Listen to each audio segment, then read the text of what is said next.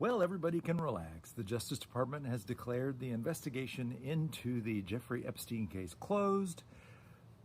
They're not releasing the files, of course, because after going through and painstakingly redacting Donald Trump's name from the files, there was not a whole lot left. So, in the meantime, Ghislaine Maxwell has been transferred to a minimum security prison here in Texas, where it's only white-collar criminals and it's all women. And this is not a place where you're allowed to be sent if you are a registered sex offender. So apparently, whatever deal Trump's Justice Department made with her to keep her from talking about his involvement with their with their enterprise, which was clearly he was quite involved, is that she got all these nice modifications made to her situation. And I wonder how long before she winds up missing or dead. Minimum security prison. Yes, and meanwhile, in a meeting where Caroline Leavitt, White House Barbie, was present, Trump described her as if it was someone who was starving, describing a fine filet mignon, bacon-wrapped steak. It was absolutely disgusting.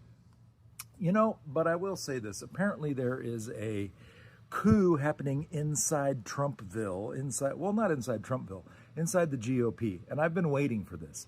We need two functional political parties, not just one, so that they can balance each other out. We need one that is fiscally conservative, which is supposed to be the Republicans, but they have abdicated that role for decades.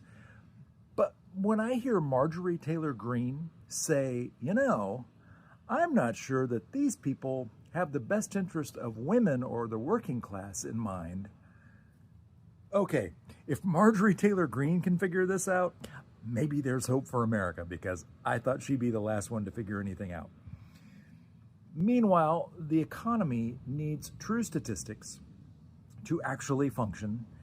And now we're being told there will not be any true statistics coming from the government. Instead, it will be whatever Trump says those numbers are. And we know how he loves to make up numbers. Anytime you hear him speak a number, it's a made-up number that he has just, in that moment, it's popped out of his head.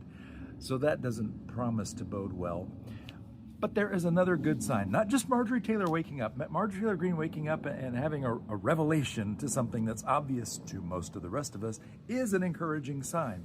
But here in Texas, where the worst gerrymandering possible was ordered by Trump's White House,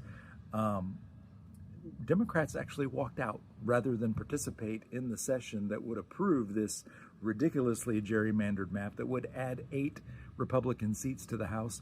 These folks are so terrified of the ramifications of what they have supported Trump in his efforts to do that they want to keep us all from voting against them, because they are anticipating a bunch of people voting against them next year in the midterms. Gee, you think? And Texas Democrats have walked out, meaning that they absolutely cannot hold this vote without quorum. So there's no quorum in Texas. Now, our governor is threatening to arrest them and remove them, blah, blah, blah. None of those things that he can actually do. But it's very Trump-esque of him, don't you think? So there are good signs in America today. I think we're going to survive this, but it's going to be a rough road ahead. Thanks for walking this road with me. As always, I'm Bill. I'm a college professor in Dallas, Texas, and thanks for watching.